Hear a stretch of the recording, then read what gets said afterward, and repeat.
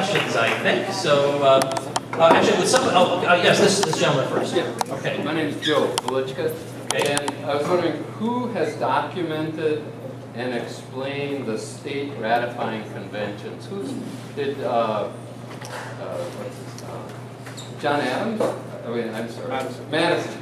Did Madison do that? Okay. Okay. So the question is, who documented the state ratifying conventions? You know, for us. So yeah. Right. Read. Well, it kind of varies by state. Like, for example, the Virginia ratifying convention, the proceedings of it are in a series of volumes. The documentary history of the something, I forget the exact wording of it, but you can read, in that state, you could read everything that was said by everybody. And in fact, in nullification, I quote directly from the Virginia ratifying convention. Are there any states that were more important to know about than? I think Virginia is the most important because it was so populous. At the time, of course, it was a huge state. It was much bigger than present-day Virginia. Well, yeah, even so. I mean, ultimately, it becomes small. Yeah, but I mean, think of all the great statesmen that come out of it. You know, I mean, Washington, Madison, Patrick Henry, George Mason, Thomas Jefferson. I mean, on and on and on. All these illustrious people. So I would say Virginia is the most important. But recently, an MIT professor, Pauline Maier, M-I-A-E-R, wrote a book, and it may even be called Ratification. And it's just a gigantic study of the ratifying conventions. And so, I mean, if you just want the raw data, you could follow her notes in that study. Okay, yes, sir? Okay, the European Union, where all of these countries have given up their sovereignty to join this, I guess, confederation, it's not working. It's right there in front of us. And yet all of these bailouts come from the Federal Reserve Bank, the International Monetary Fund, the World Bank, and so who's bailing them out but the American taxpayer? So where, you know, this thing like perpetuates itself as a result of a few powerful people doing what they want to do at everybody else's expense. Right. In the Fed. In the Fed. Well, on the European Union thing, I make YouTubes once in a while when something's on my mind. I got a camera and a YouTube channel, just turn it on and start talking. It's the most liberating thing in the world. And I actually did a video on, it's called The Euro in One Lesson.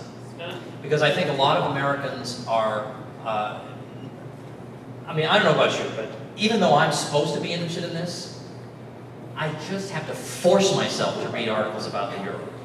And I have a friend who writes articles and has a subscription service, and he says, when I send out articles and the headline in the subject line has to do with the euro, I get the lowest open rate of all. Americans just don't care, or they feel like, I'm never going to understand this, it's too, I know it's all screwed up, that's all I need to know. So I thought, all right, I took 10 minutes, which is longer than I like to make my videos, but just 10 minutes. I said, you can give me 10 minutes. I'm going to give you the whole gist of the euro, the history of it, the rationale behind it, why it's breaking down, why you could have predicted that it was going to break down. And I did that. So you can find that by typing the euro in one lesson into YouTube, but even better would be to subscribe to my YouTube channel, which is youtube.com/ what else would it be? Tom Woods TV. And you can subscribe, and then every time I spout off about something, it conveniently arrives in your inbox. So I don't have to badger you about it. Okay, yes, sir. Dr. Woods, I appreciate what you do for us. It's something that is rare, and I just hope that you'll continue to do that. Thank you. You can cast back to the very beginning. Something's been bugging me from keeping my mind off of what you're saying practically. You talked about someone had given you the three categories of those that were involved in the Constitution: the monarchists, the Federalists. What was the other one? The second was the nationalists. The nationalists. Yeah. I've always looked at it as it was the Federalists and the anti-Federalists, and then maybe Hamilton and the monarchists up there. I'm a little confused. It seems like to me the Federalists who wanted a strong government are very close to Hamilton, who was just using different terminology. Right. I mean, I was using this categorization that Luther Martin, who was from Maryland, devised. But the monarchists and the nationalists are basically in a coalition in the convention. So ultimately, it does wind up with capital F Federalists being those two groups, and then but But strictly speaking, though, I mean, strictly speaking, anybody who approved of the Constitution is considered to be a capital F Federalist during the ratification debates. So, I mean, sometimes people would think of Thomas Jefferson as somehow an anti-Federalist, but he wasn't, because he favored, even though he had some misgivings about it, he favored the ratification of the Constitution. So I think sometimes what happens is people confuse the Federalist-anti-Federalist split over the Constitution with the Federalist/Republican parties in the 1790s. They're not always the same people, because Jefferson was a capital F Federalist during the ratifying debates, but he was a Republican during the 1790s. Whereas, Hamilton would have been a Federalist during both. These terms are really annoying because Federalist is supposed to mean something. It's supposed to mean, decentralized government and all that, but the supporters of a stronger central government grab that word for themselves. The same way that words are taken from us all the time. Like liberal used to mean free markets, things like that. Well, so much for that. It still means that in Europe, but here it doesn't, unfortunately. Yes? And tell me if I'm wrong. The way we teach Federalists and the Federalists, Federalists were the ones that said, all the things we've done in the Constitution, your rights are protected. And the anti-Federalists are just the ones that said, no, we need the Bill of Rights added to it to make darn sure that we're protected. And that's really where you get the Federalists and anti-Federalists in the capital letters. Right, so the comment is that when we distinguish between Federalists and Anti-Federalists, we tend to associate the Anti-Federalists with people who had objections to I mean, this is correct. The Anti-Federalists are people who actually objected to the Constitution as drafted and said that the only way we would approve of it is with changes. And many of them were brought on board with the promise of the Bill of Rights. I mean, there are still some people who couldn't be satisfied about it, but that, by and large, did settle a lot of people's concerns. Yes? You alluded to this earlier, but I was wondering if you could comment more. You were talking about, trying to say it was the states who put it together, but some people would say, grab the phrase, we the people, so it has to be the people. Something that I was taught going through college and graduate school is that, and you alluded to this with international law, and I'd like you to say a little bit more on this, the concept of the state in the 18th century was much more rooted in the idea of the people, not the government. Whereas it was much later on in the late 19th century, early 20th century that we see statism actually embraced in Europe, as you were saying there at the end, which I appreciated, coming out of the French Revolution, coming to the other revolutions in Europe. That is the concept that many of these people are putting on we the people nowadays. I was wondering if you could maybe comment a bit more on that, or maybe that's out of the vein of what you're trying to. Well, I mean, just so I understand correctly, I mean, how does this?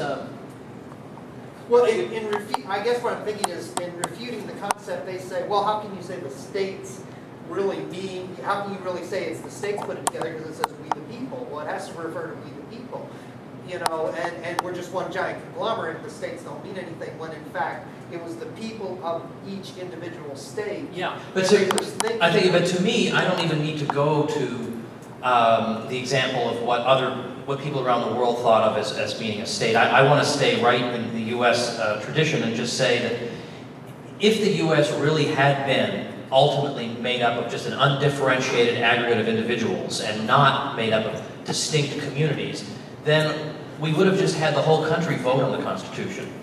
I mean, wouldn't it, if there was one American people, then you put the Constitution up to a vote of the one American people. And since they didn't do that, that strongly indicates that strictly speaking, now this is going to sound odd, but strictly speaking, there is no such thing. If you want to be a real stickler, there is no such thing as the American people. And Calhoun said that. He said there's no such thing as the American people. Now, we all share things in common, whatever, but what we have are distinct peoples. We're not collapsed into one giant blob. We each should be particularly concerned for the liberties of our state and understand that that's ultimately who we are. Yes, sir? Do you see any conflict between the Constitution and our Declaration say indivisible? Yeah. Is there any conflict there? Yeah, excellent question. Okay, so the question, yeah, I'm going to repeat these because I don't know if everybody can hear them. The question is there a conflict between the things I've been saying and the Constitution and all that, and the Pledge of Allegiance, indivisible part, about of one nation indivisible. And yeah, of course there is a conflict. I think that is completely contradictory. I think the idea of the United States as one and indivisible, that runs absolutely counter to the whole point of the U.S. So I never say that word. Just never say it.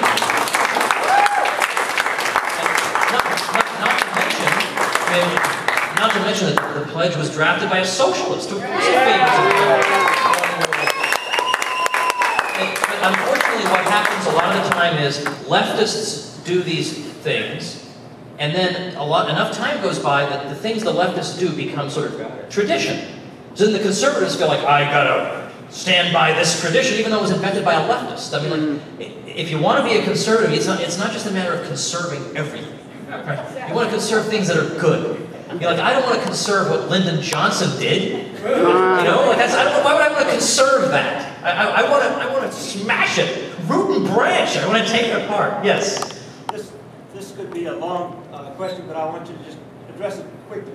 And that is the Constitution, the two parts about the gold standard, Okay. and basically giving the Congress the authority to coin money, and the states to not make anything but gold or silver coins. Because there was a reason they did that. Yeah. Okay, so the question is about the monetary provisions of the Constitution. I did a video on this too, on my YouTube channel, because Bill O'Reilly was mouthing off about it. And I thought, okay, now Bill O'Reilly is good at some things. You have to hand that to him. He is good at what he does. I don't think he's a particularly, he's not an intellectual or anything, but, he can smack a guest around like no one I've ever seen. So I'll hand him that. I'm not sure that's a merit or a demerit, but anyway. But when he talks about the Constitution, it is like, get out of town. I can't listen to this. So I did a video, I didn't mention his name, not worth mentioning, but I went through exactly what these clauses mean. And it's actually called, this particular video, and you can just go to my YouTube channel and just flick through the videos. It's called, Is Ron Paul Wrong About Money and the Constitution? And of course the answer is no. But I figure that's more likely to get people to open it up. Hey, he's not wrong, and they realize, oh, the guy's agreeing with me, okay. But okay, the long and the short of it is, there's a guy named, some of you may know a guy named Edwin Vieira. Is that ring a bell? Yes. Do you know that he is actually the brother of Meredith Vieira? That's not. Yes. They are brother and sister. Yes. Yeah. Interesting. Anyway, well, she's a little bit better known because she's on television all the time, and he writes a 2,000-page history, monetary history, legal history of the U.S. He went through from the colonial times up to the present, basically, and looked at all the history, all the statutes, all the court cases, everything having to do with money. There is no one in the country, in the world, in my opinion, who knows one half of what this guy knows. Now, his book, it's a 2-volume set, it's called Pieces of 8, and unfortunately, if you want to buy a copy, it will be $600 in the used market. So you have to get it through a library, or I have a friend, an acquaintance, Michael Rosa, who's a retired professor in Buffalo, who wrote a 300-page summary of this book. So Rozeff, R-O-Z-E-F-F. You can type that in, and then Pieces of 8, probably you could read his thing. Anyway, the point is that he goes through all this. And what he basically says is that when you look at these clauses, coin money, they didn't choose the words just at random. It's like reading the Nicene Creed. Every word of the Nicene Creed is chosen for a reason. It's chosen to exclude heretical interpretations. There's nothing extraneous in the Nicene Creed. And likewise in the Constitution. They know they're putting the words in there for a reason. When they use the word coin money, it's because they mean coin money. They don't say print up pieces of paper. I mean, you don't coin a piece of paper, right? So right off the bat, he says, this indicates you're dealing with a precious metal standard. He said, but also, you have to know the relevant history. Because when they use the word dollar in the Constitution, they use the word dollar in the Constitution. What is a dollar? Well, they don't define it because they figure, well, everybody else in 1787 knows what a dollar is, so we don't have to define all these words, but in the year 2012, we might not know what they thought a dollar meant in 1787. A dollar actually had a specific meaning. It was the Spanish silver dollar that was in wide circulation among Americans. It was just because of its fineness and it was easily identifiable, and people used it in exchange. And it had a particular weight, number of grains of silver in it. And so this was what people took for granted when they said that the dollar. So the dollar is not just whatever the U.S. government says is the dollar is the dollar. No. The dollar has a previously existing meaning. So it is this silver coin. And so that's why they could say things like, if they're talking about court cases where there's a dispute over an amount of at least $20, well, that indicates that there must be some fixed meaning as to what $20 is. Because if $20 could just be manipulated by the government up and down, then the government could print up some amount of money, force it on us, have it be very, very scarce, so that $20 would be like a gazillion dollars and no case would ever qualify. And also, I mean, so in other words, there has to be some previous understanding of what the dollar is for the rest of the Constitution's references to the dollar to mean something. And it was a coin. So he's saying that the United States started off the bat on a silver standard because of the existence of that Spanish dollar, and then that was codified in the Coinage Act of 1792. But basically, the gist of it is that Americans had a lot of experience with paper money. They saw how it had devastating effects during the War for Independence. And in fact, there's actually a funny incident where they would realize that the paper money was depreciating so rapidly that they were able to repay debts at face value, but the value was much lower than the value in which they contracted the debt. So debtors are able to pay off their creditors, like with a loaf of bread, basically. It would be like someday maybe you'll be able to pay your mortgage with a loaf of bread if things really spin out of control here. But the funny part is that we actually have it recorded. One observer said that creditors were literally running away from the debtors. They didn't want to be paid back in this money. Like they were hoping that maybe the colonies would come to their senses and sound money would be restored. Then they'd collect the debt. But they don't even want to be found. Like they'd hide in their offices. Like, please don't pay me back. So it was with that backdrop in mind that they said, no bills of credit, which was more or less you could think of as paper money. And there's no power delegated to print paper money. So, well, the previously existing system persists, basically by default. Yes? Yeah, Dr. Wood, if the opposite of nullification is something like Jan Brewer in Arizona is going through, where we want the federal government to perform what they're supposed to do, what's the remedy? Do states band together and form a coalition of border states? I heard the Iranian Navy is going to send ships over off our coast. If they started landing troops on the South Carolina shore, I would expect the federal government would repel them. But what's going on with this whole border thing? Yeah, okay, so the question is, so nullification can be used to overturn an unconstitutional federal action. But what if the problem is federal inaction? Like it's something that they are supposed to do under the Constitution, but they're not doing it. Well then, I mean, I don't really know. I mean, I'll be honest with you, I'll just try to make something up. I don't really know. She's having a tough time, though. Yeah, I know. I mean, it's a difficult situation, but I would say, just as a little aside, now Scalia hinted at this in a recent decision, that he can't really find, and I thought this was just me, so I was relieved to see that Scalia also thinks this. He can't really find in the Constitution where the federal government really deals with immigration matters. Now, naturalization law, that's right, you can find that in the Constitution. That's not really the same thing.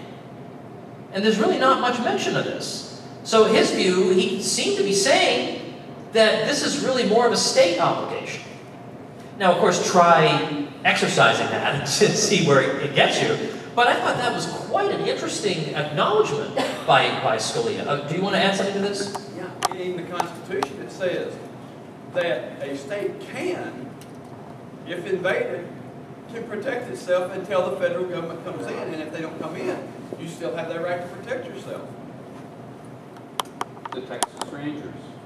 Whatever the state militia is, your state militia can, by constitutional means, protect itself from an invasion until such time that the federal government shows up. But they'll federalize it. What if they tell them to stand down? What if the federal government tells them to stand down? All right, let me go. I'll go on to the next question. This gentleman. Topic, indefinite detention. Thursday, the federal court struck it down. Where do you see that going? I don't. The question is on this indefinite detention thing. You know, I know. You're gonna think I'm losing my mind when I tell you this. That all I do all day is make videos. I made a video called "Nullify the NDAA."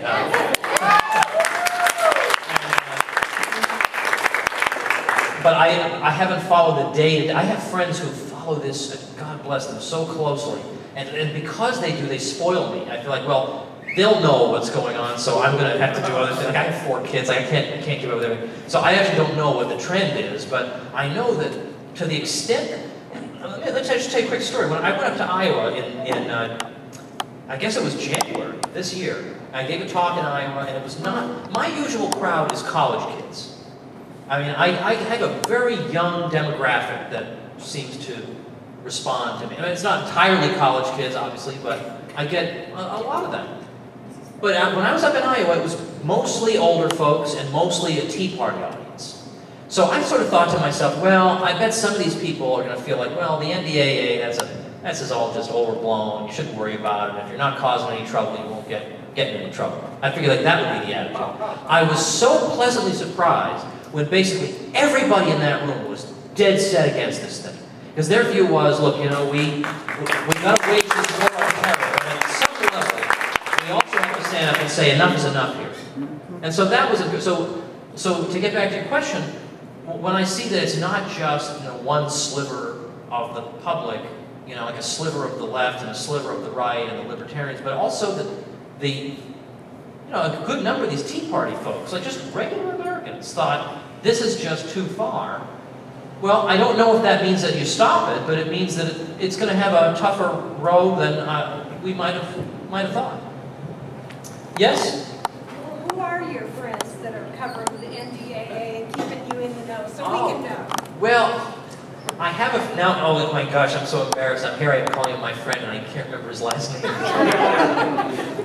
But I only know one, well, that's not even really true either. I was going to say, I only know one guy named Blake, and I always know I know like 5 Blakes. I can't even use that excuse, but I have this friend. I bet if you Google Blake, Rhode Island, nullification, NDAA, he'll come up. And you tell me what his name is, so the next time I see him, I won't be embarrassed. Now, we're assuming this video doesn't get on YouTube, and that he finds out that I can't remember his name, but this guy... We didn't even know who he was. And when I say we, I mean, I sometimes collaborate with a group called the 10th Amendment Center. Oh yeah, they're great. And Michael Bolden of the 10th Amendment Center emailed me and said, who is this awesome guy in Rhode Island doing this great work on the NDAA? And I said, I don't know, I figured you knew him. And he said, well, can you help me get in touch with him? I don't even know who he is. So I said, yeah, I did one Google search and I found his email. I mean, he said, oh, sorry. All right. So anyway, so I did that. And yeah, it's like, it's great that there was a guy we didn't even know who was doing this. Because after a while, sometimes it gets discouraging. That, oh, hey, there's some awesome thing going on over here. Oh yeah, it's the 3 people I already know. And they're the ones who... It's neat when some heroic figure you never heard of before just pops up out of the blue. But I would say he would be my top guy. On this. And then also over at, who would really keep sort of an eye on this? I mean, Jacob Hornberger at Future Freedom Foundation keeps a pretty good eye on these sorts of things as well. Is it Blake Philippi? I think so. Yeah, that's him. All right, good. What a world. What a world. This is like we're living in the Jetsons or something. All right, have we got, because I have, oh yeah, sure, go ahead. Which state do you think will be the first to implement nullification? Good question. I actually don't think it would be a southern state. And it's not because I don't love you guys. I think it's because the southern population has had it beaten into their heads that we are disloyal, bad people. And so even when the federal government is abusing us, there's still this kind of, I don't know, abused person sort of relationship, you know, where you just can't stand up to them. And I think there would, like, in other words, I think it's much more likely, if, for example, suppose we were talking about secession. I think it's much more likely that Hawaii would secede than it is that South Carolina would secede. Because they wouldn't feel like they have to deal with the baggage. Ah, well, we all know what you guys are all about. Now, Hawaii is such a strategic, there ain't no way Hawaii is going to be allowed to leave. I mean, when the U.S. government got Hawaii in 1898, they got it for a strategic reason. Like, they're not giving up Hawaii. But my point is that I think it's likely to be some place that you wouldn't think of. Like Vermont. Like Vermont. Like, where, you know, where it's like, what is it, like 99% white? So they couldn't even possibly, there would be no way you could even implausibly claim that this is secretly about segregation or something. Segregation of whom? First, there are only like 10 people in Vermont to start with. So it would be easier for them to do it because you are always going to be demonized. Yes? I had one in relation to the secession. Why do you suppose that the Articles of Confederation are not taught as part of history? That's been scrapped. We talked about the Constitution, we talked about the Declaration of Independence, but the Articles of Confederation were scrapped. And the reason there's language from the Articles of Confederation that were used by the state of South Carolina when we seceded from the United States. They actually quoted language from that they would be free and sovereign states. Right. That was in the Articles of Confederation. Why is that been kind of wiped out of history? Okay, so the question is, why has the Articles of Confederation basically been wiped out of history? Like, we talk about the Declaration of Independence, the Constitution, whatever. The Articles of Confederation is this thing that you hear about for 5 minutes, and the teacher is annoyed by it. It's a stupid document, and everybody hated it, and so we have to just ignore it or treat it with contempt. I think the answer to your question is the same answer to why the other stuff that we talk about tonight isn't covered. It's the same thing. I mean, it doesn't, that's not the story they want to tell. I mean, to the extent that they want to mention that, it's to mention how stupid and backward it was. Now, I have a friend who's a professor at Florida Atlantic University, Marshall DeRosa. And yeah, he's a good guy. And Marshall is actually writing, I don't know what stage he's at, maybe he's finished. He's writing a book on the Articles of Confederation, which needs to be revisited. And it's interesting to, I mean, you know, there's at least a debate somebody could have. I mean, you could at least make an intelligent argument about whether the Constitution, in hindsight, wound up giving the federal government too much power. I mean, certainly it's at least plausible to make that argument, and yet, not that you can draw a lot of conclusions from this, but if you look on Facebook, and you look at the U.S. Constitution page, it's got, I don't know, a gazillion fans. Oh, we all love the Constitution. Then you look at the Articles of Confederation page, it's like under 400 people. Now, like, that's, go ahead. Has it always been that way, or is that something that's changed over time in telling of history? Was it initially perceived, like, say, as far as the state sovereignty, reason for that not being specifically stated in the Constitution, is that because the Articles of Confederation was supposed to be a very important document like the other ones, and why, you know, now it's not? Well, I mean, when I used to teach U.S. history, I always talked about I haven't sat in a classroom in a long time, so I don't know what they're doing. But I don't think there's been any time in U.S. history that the Articles has been taught with anything other than contempt. There are a couple of exceptions in the historical literature. There's a guy named Merrill Jensen who wrote a book called The New Nation around 1950. And there he tried to give the Articles a fair shake. And he said that some of the arguments that were made against the Confederation government were just not fair. That they couldn't raise enough money from the states were refusing to give them money. Yeah, because the states were all broke. They just fought a war against the most powerful power in the world. They were broke. That's why.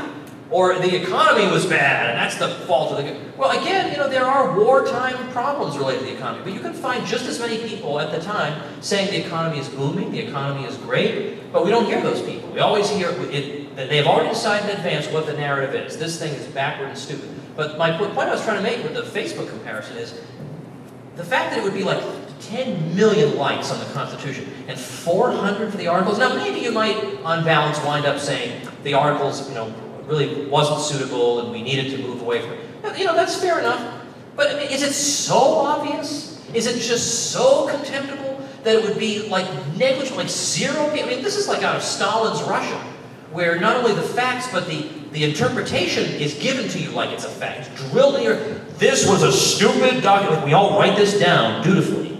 I mean, do you really think that everybody is sitting around thinking and evaluating these documents and comparing them? It's because it's been drilled into their heads that this is the version of things, that centralization is progress. Well, I don't agree with you. So Dr. Wood is, we think about us as individuals, trying to make a difference, try to be as active politically as we can be.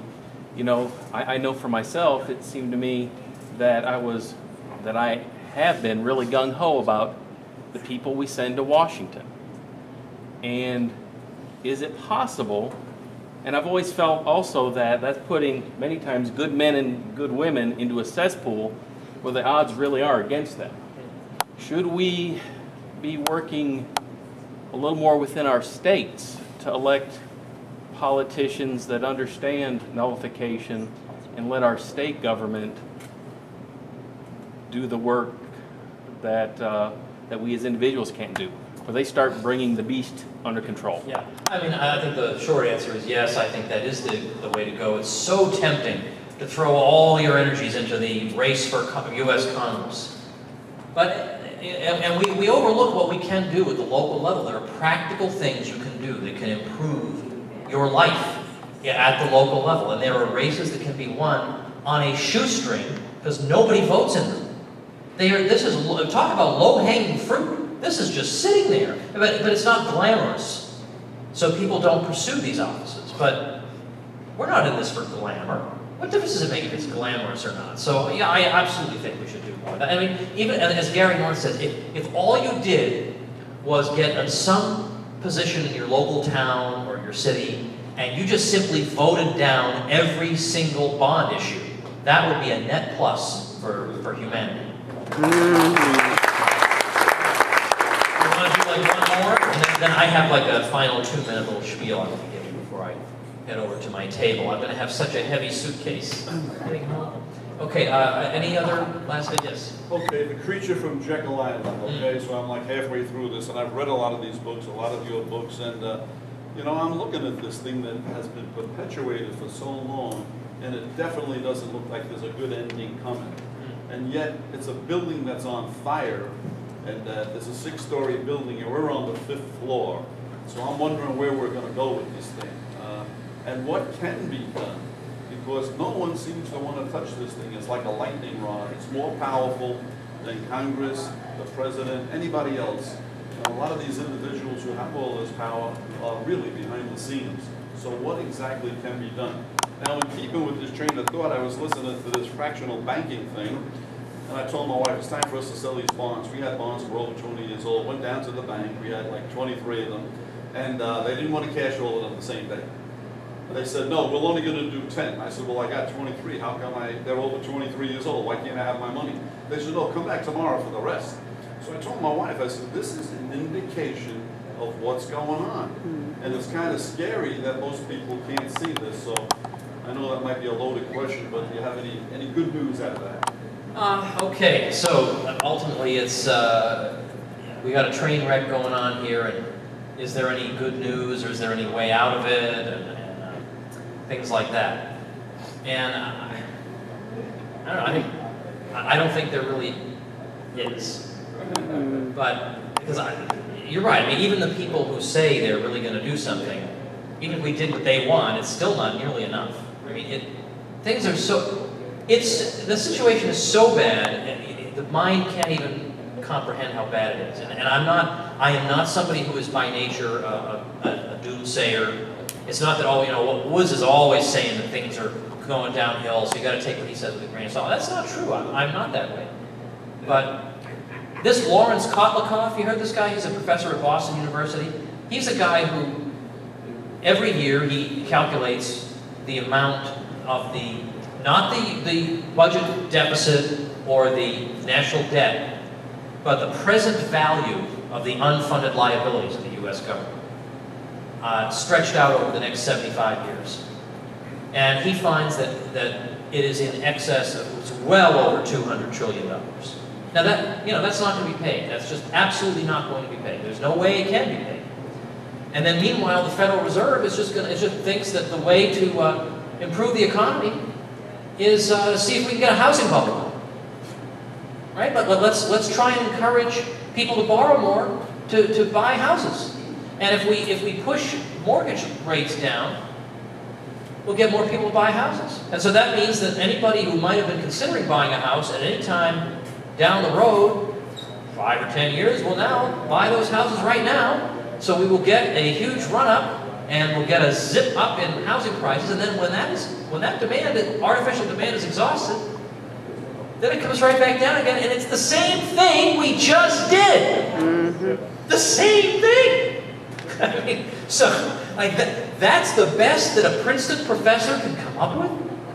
Really? That's the best? That's it? Do the same thing?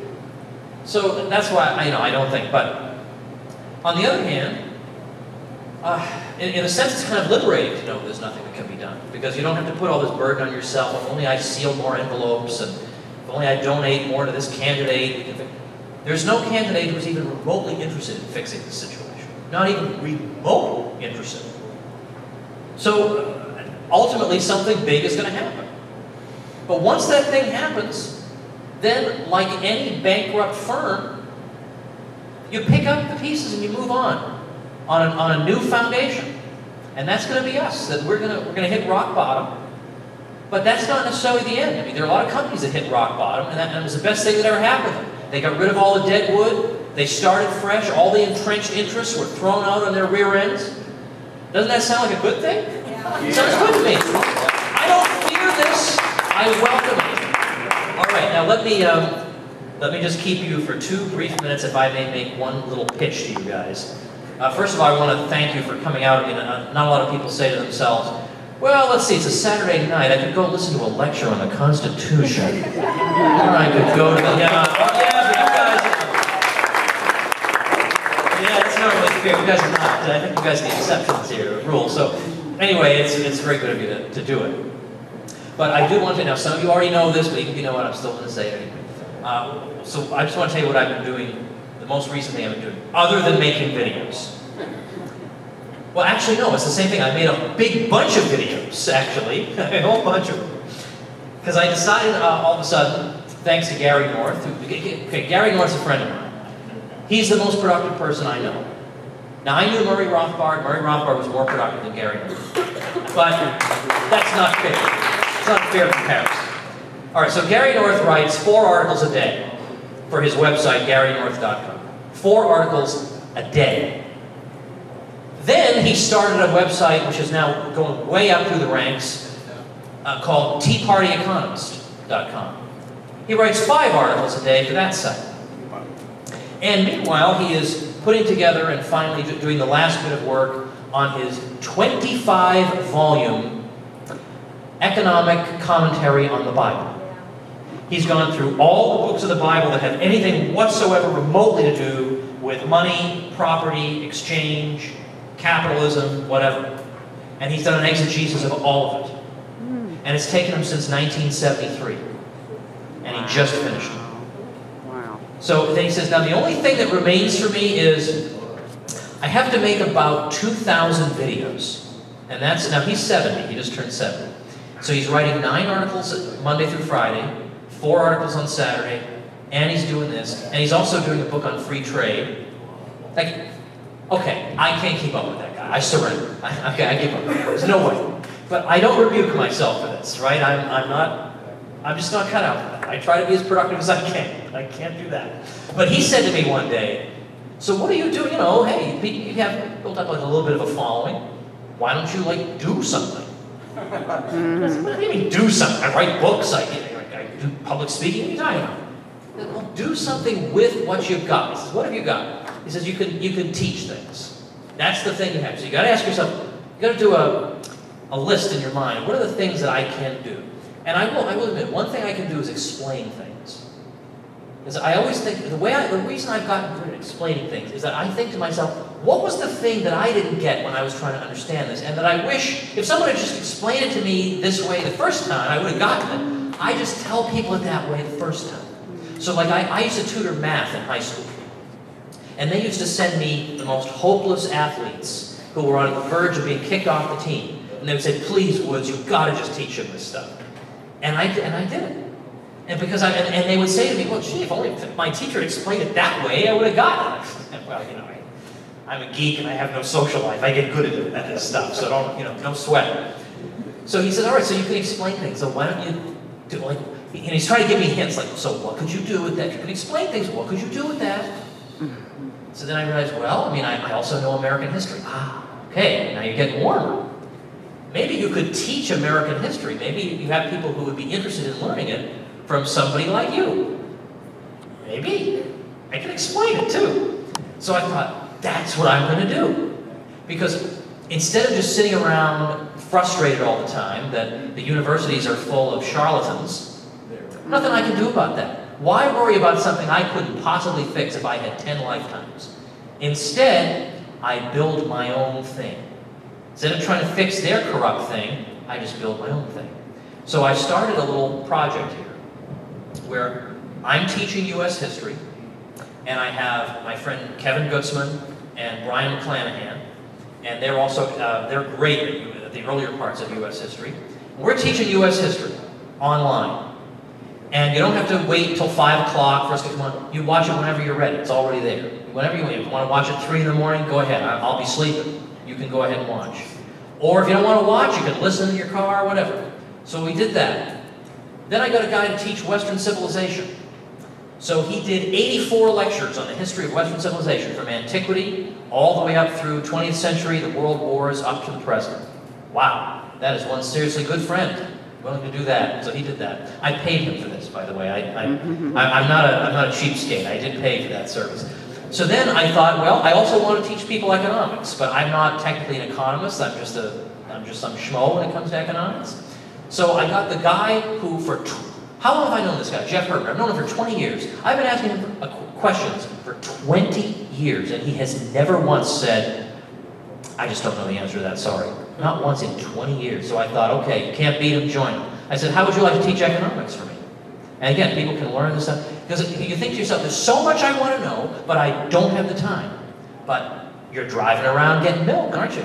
Or if you're paleo, you're driving around, I don't know, buying non-milk products. You're driving around, you got some time there. So the long and the short of it is, the result of this is called libertyclassroom.com. That is my new project. And not only can you learn this stuff at your own pace, but if you have some question about what we're teaching, we have discussion forums. You can ask us questions 24 hours a day.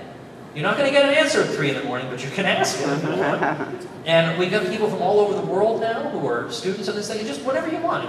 And if you don't have time, you don't have to. It's your subscription, you just do it. And then once a month, we even come on live, streaming into your own home, and we take your questions live on anything you want to ask about stuff that you've been learning in the courses or whatever. And so this is what I'm doing, and I have flyers about it in the back. It's called libertyclassroom.com, and I hope as a personal favor to me, you will check it out, because it is the most important thing I've ever done.